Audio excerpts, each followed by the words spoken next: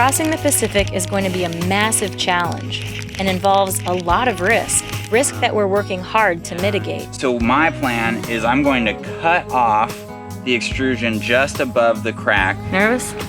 Yeah, I'm nervous. I've been nervous this whole time. All the way around, you've got this line of fairly heavy corrosion. Because if we don't, then our worst nightmare could become a reality. Previously on Project Atticus. After spending 3 years refitting our fixer-upper sailboat, we left the United States with only $2,000 and the goal of working while we cruised. We made it as far as Isla Mujeres, Mexico, before we ran out of money and had to find work. For the next year, we did freelance boat repair jobs until we saved up enough cash to cast the lines and sail south to explore the Western Caribbean. For the past couple months, we've been working hard on boat projects in Bocas del Toro, Panama, to prepare Atticus for her biggest challenge yet, crossing the Pacific Ocean. Nice office. Yeah, right? Yeah, it's a sweet spot. We're really lucky that the marina is letting us use this area. There are a lot of the chitres, they're kind of like no-see-ums, and so I'm fully covered. I got my pants, my long sleeve shirt, my buff. So we'll start over here with our biggest issue, and we've been talking about it for a little while, and that is the cracks at the bases of the mast. So if you look here, we've got a pretty substantial crack here at the base of the Mizzenmast. These spars are very possibly the original spars from 1963. So they're over 50 years old now. We've got corrosion occurring between the extrusion and then this end cap here. And right in there, there's probably just been salt water building up for a long time. And that's corroding and expanding. And that expansion is causing the base of the extrusion to crack. You can see over here, the main mast has a couple cracks as well. There's one way down here, and you can see that one is actually, the extrusion is kind of deforming around the crack. So this side is raised up significantly compared to this side of the crack. And then there's a second crack over here. We found the first crack in our masts about 2 years ago when we were in Isla Mujeres, Mexico. We had been working there for over a year and had finally finished a long list of boat projects, and we were desperate to continue on our adventure.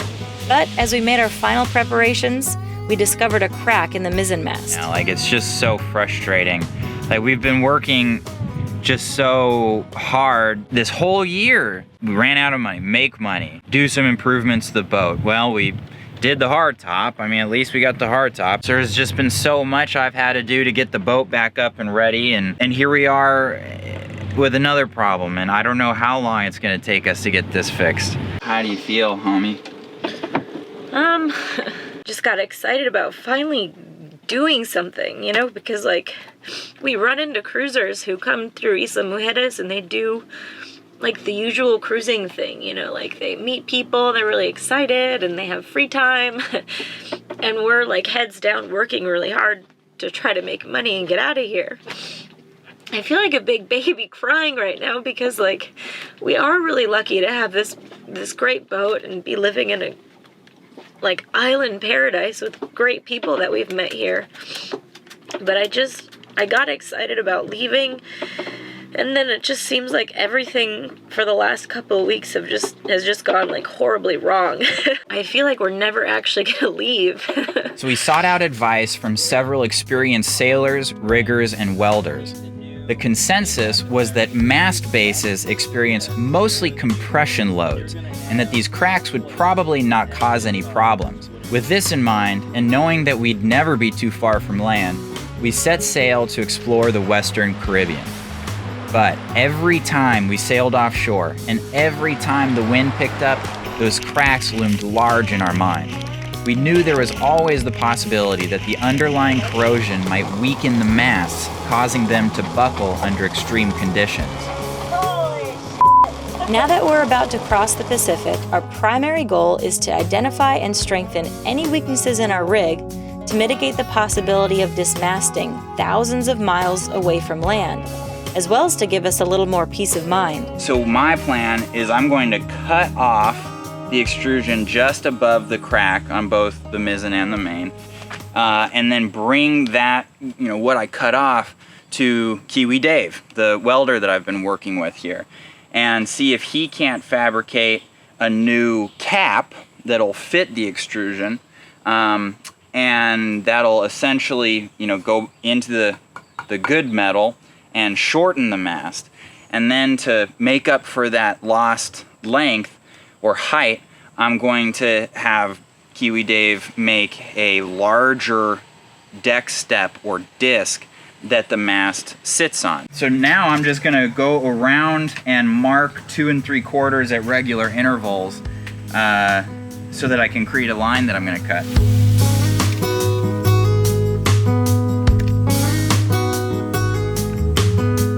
To create a straight line, hopefully, I'm actually gonna use this bit of plastic. I just cut this off of an old notebook that we've been using, like a spiral notebook. And I think it's, it seems straight, and what's nice about it is it's flexible. So I'm just gonna kind of shape it to the curve of the mast. Cool. Nice. Looks like a good line. Mm-hmm. Nervous? Yeah, I'm nervous. I've been nervous this whole time.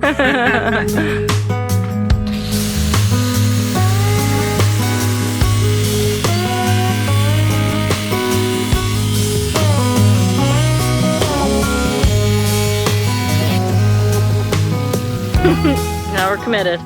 How's it looking there? A lot of stuff in there. I don't even know what it is.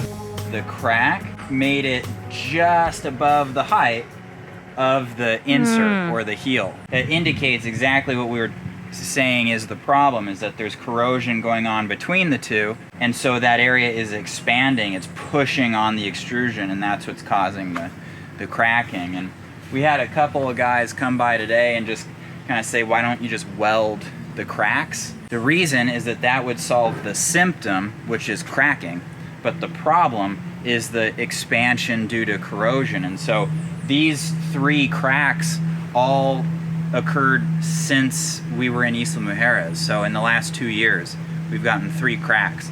So presumably if we welded these, we would get 3 more, in the next couple years.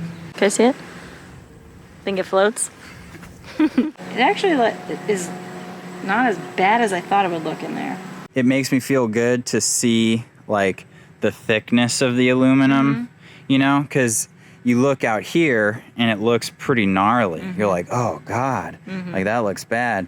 Then you look here and like, oh wow, that's a 3/16 of aluminum all the way around. I mean, that thing's pretty strong. Now, I think I'm gonna hold off on cutting the base of the main until I am able to have a chat with our welder, Kiwi Dave, and just kind of get his ideas on exactly how we're going to approach this. We may learn something that'll change our minds about doing the main after discussing this with Dave, but also because the main will probably be fine. The base of the mast experiences mostly just compression forces, whereas the mizzen has the main sheet that terminates on the mizzen. So the mizzen doesn't experience only compression loads. It experiences some lateral loads as well. So fixing the mizzen base is basically something we have to do.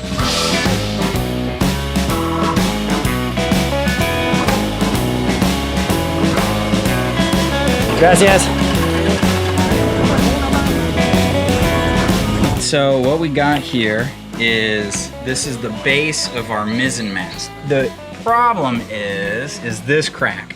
This would be the cheapest and the easiest for you, all right?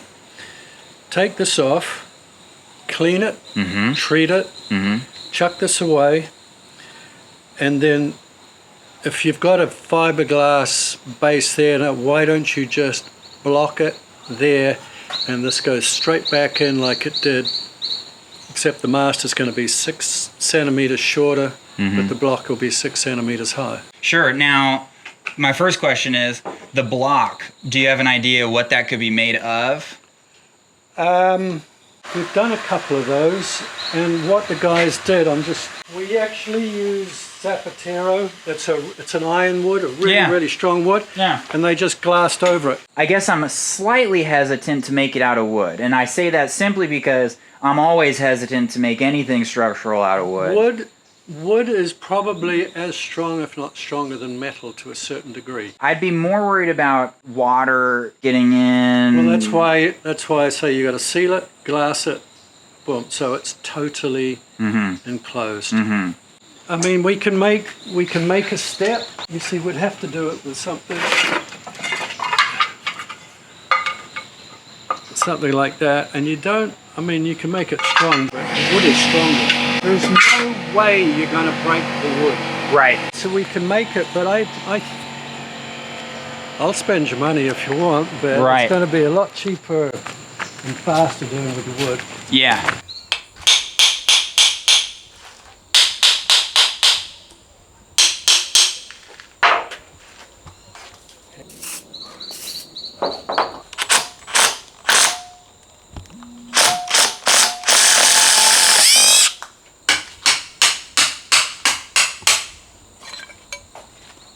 All right.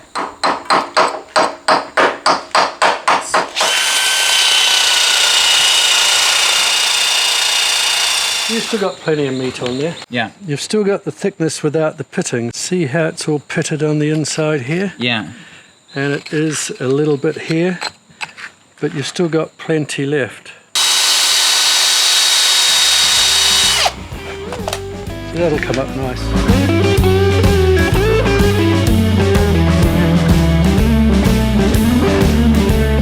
Well, I got the mast heel off for the main mast. Just like with the Mizzen heel, the main mast heel is in really good shape. There's just about 1/8 of an inch or so of this crap on the outside, and then a lot of real good aluminum left.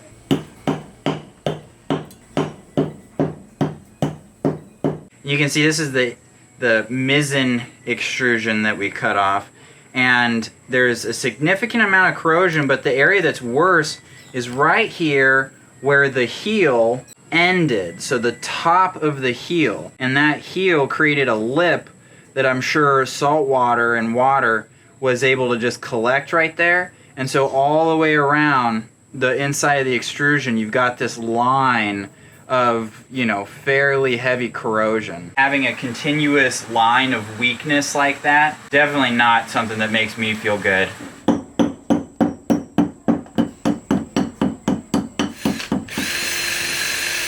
I was having nightmares just imagining how awful this project could be, how bad the heel could be. Is it going to be really expensive to find a welder? Are we going to be able to find a good welder? I mean, there was so much unknown with this project that I'm just ecstatic that it's looking like it's going to be relatively easy to deal with. Okay, so I was able to clean up the old heels. They look good to me. So I'm gonna reuse these. So now I am off to go chat with a local woodworker about making new steps that these are gonna sit on top of to make up for the section of mast that we cut away. So yeah, I'm gonna head off into the jungle and see if I can't find this woodworker that Kiwi Dave recommended me to.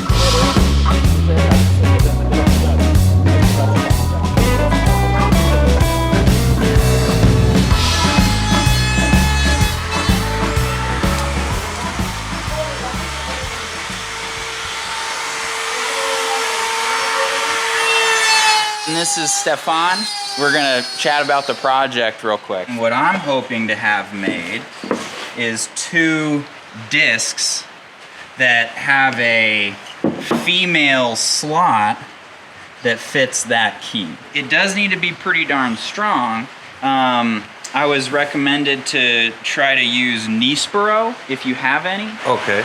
Yeah. I'll be find some Nispero. Okay. Okay. How long do you think it would take you to make something like that? Give me a week or so. Okay. Just ballpark how much you think it would cost? $50. Okay. Something like that.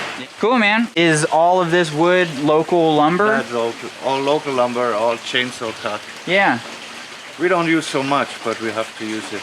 Couple trees a year, so. Yeah, absolutely. Yeah. Well, very good. I appreciate your help. Yeah, thank you very much. You're welcome.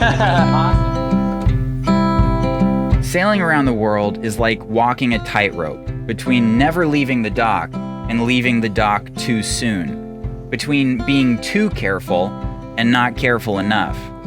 The problem is that no one knows exactly where that line is. Some would say we're crazy for sailing halfway around the Caribbean with cracks in our masts. Others think we're wasting our time trying to fix them. At the end of the day, we each walk our own tightrope, and all we can do is try our hardest and enjoy the ride.